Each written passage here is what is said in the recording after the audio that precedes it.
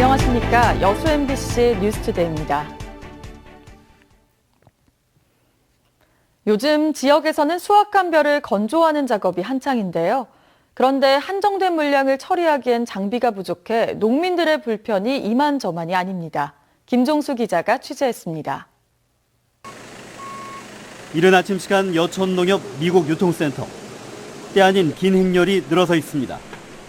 수확한 벼를 말리기 위해 찾아온 농민들입니다. 16일 날 비가 온다 해갖고 그날 원창 밀려갖고 여기 입고를 했다고 합니다. 몇 시간 생각하면 기다려, 몇 시간. 건조를 해갖고 오라지만은 건조해갖고 재놓을 창고도 좀 부족하고. 이 미곡 유통센터의 하루 처리 용량은 80톤.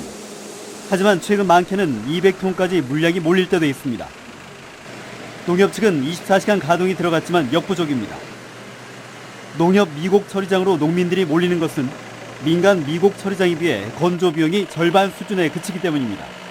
건조 비용에 추가 비용이 들어가지 않다 보니 농민들은 오랜 대기 시간에도 이곳을 찾을 수밖에 없습니다.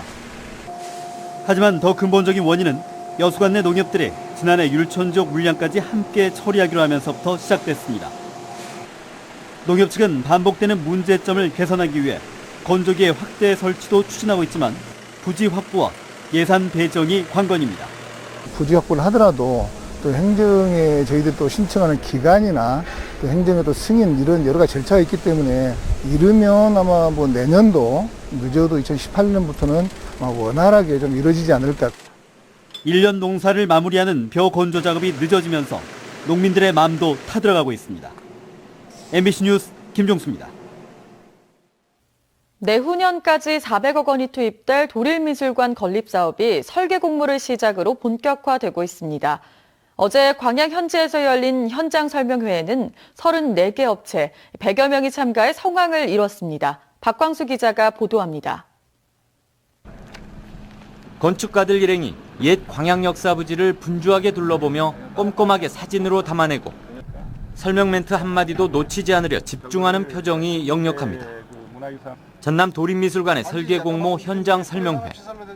주변 환경과의 조화가 강조되면서 공모상 필수 참여 일정으로 정해졌습니다.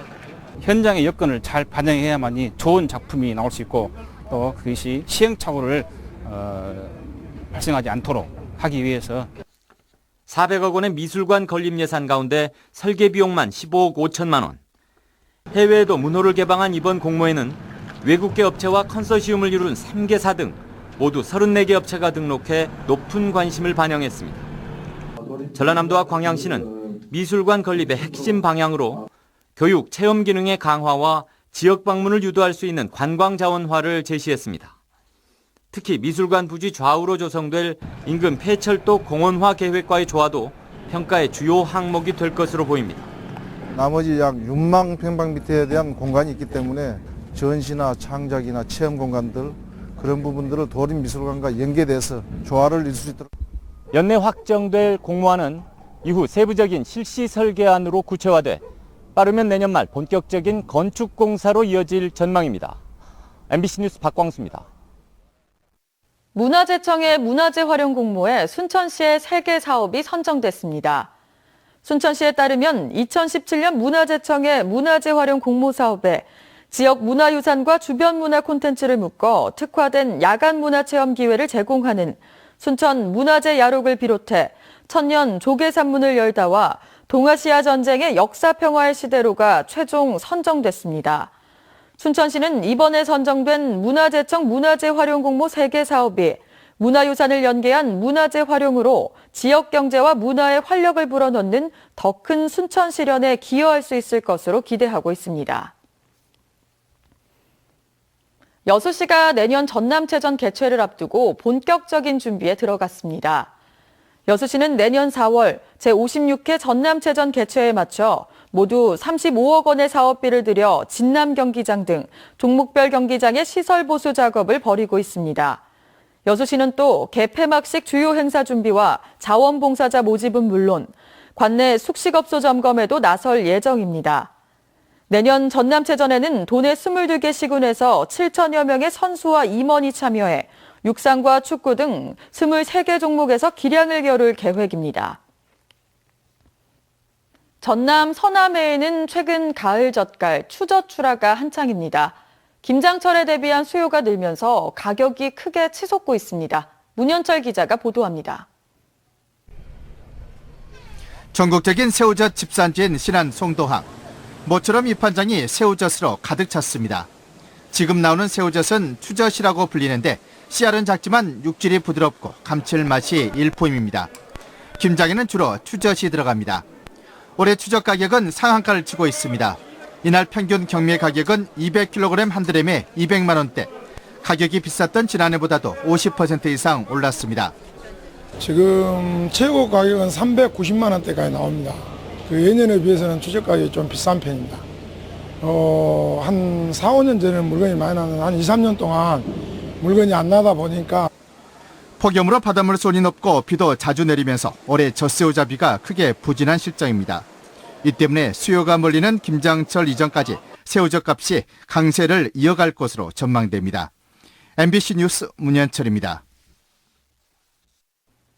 불의의 사고로 지체장애를 얻었지만 사진을 통해 주변과 소통하는 사진작가로 변신한 사람이 있어 화제입니다. 사진을 배우면서 주변의 소중한 것들을 더 자세히 볼 수 있었다고 하는데요. 이제는 그 소중함을 다른 사람과도 나누고 싶다고 합니다. 이미지 뉴스 리포터입니다. 꽃을 향해 날아든 벌 한 마리. 수천만 번은 움직였을 날개까지 사진 속에 선명하게 담았습니다. 자유롭게 움직이는 나비와 까치의 모습들에는 지체장애를 가진 이창현 씨의 꿈이 오롯이 담겨 있습니다. 엎드려 있고 누워 있어야 되는 경우가 6개월, 1년이 초창기에는 됐어요. 그러다 보면 밖이 그립고 자유가 그립고 그러다 보니까 이제 이렇게 자연스럽게 외부 세계를 동경하게 됐는데 30대의 불의의 사고로 전신마비가 된 이창현 씨는 취미 삼아 찍던 사진을 본격적으로 배우면서 삶이 달라졌습니다.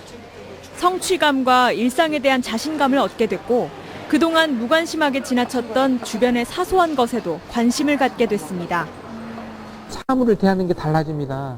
예를 들면 작은 것을 보면서도 기뻐할 수 있고 또 외출을 통해서 이제 우울증에서 헤어날 수도 있고요. 잘 움직이지 않는 왼손을 지지대 삼아 느리게 셔터를 누르지만 소중한 순간만은 절대로 놓치고 싶지 않다는 이창현 씨. 이제는 다른 장애인들과 함께 나누고 싶다는 소박하지만 소중한 꿈을 키워가고 있습니다. 1분이 걸리든 2분이 걸리든 우리도 할 수 있는 거예요. MBC 뉴스 이미지입니다. 여수 지역 상공인을 중심으로 광양항에 편입돼 있는 삼일항을 되찾으려는 움직임이 본격화되고 있습니다. 여수 상공회의소는 최근 지난 1986년 광양제철소 배후항만으로 삼일항이 광양항에 포함되면서 여수항의 위상이 추락하고 있다며 삼일항의 여수항 환원을 위해 시민의 힘을 모으고 있다고 밝혔습니다. 상공회의소는 또 정부의 행정 편의를 위해 지자체의 항만 주권이 침해된 상황은 바로 잡혀야 한다며 삼일항 환원을 요구하는 건의서를 정부 측에 제출하고 삼일항 여수 환원의 필요성을 강조했습니다. 마다 안개가 짙게 끼고 있죠. 오늘도 내륙 대부분 지방에는 안개주의보가 내려진 가운데 안개가 자욱한 곳이 많습니다. 현재 충남 공주의 가시거리가 40m까지 짧아져 있고요. 장흥 90 등 100m 안팎을 보이는 곳이 많습니다. 출근길 안개등을 켜고 서행 운전하셔야겠습니다. 또 낮 동안에도 뿌옇게 연무나 방무 형태로 남을 수 있어서 종일 시야가 답답하겠습니다. 오늘도 해안 저지대를 중심으로는 침수 피해가 우려되고 있습니다. 오늘 만조 시각은 통영이 오전 10시 56분, 여수 11시 10분경이고요. 인천 7시 6분, 평택 6시 50분 등 서해안도 늦은 오후부터는 해수면의 높이가 최고치에 이르겠습니다. 내일까지는 조심하셔야겠습니다. 출근길 자세한 현재 기온 보시면 서울 14.1도, 춘천 12.5도, 광주 14.6도로 어제 같은 시각보다도 2, 3도가량 높은데요. 한낮에는 서울 25도, 청주 23도, 전주와 대구 24도까지 오르겠습니다. 주 후반에는 동해안 지방에 비가 자주 내릴 전망입니다. 날씨였습니다.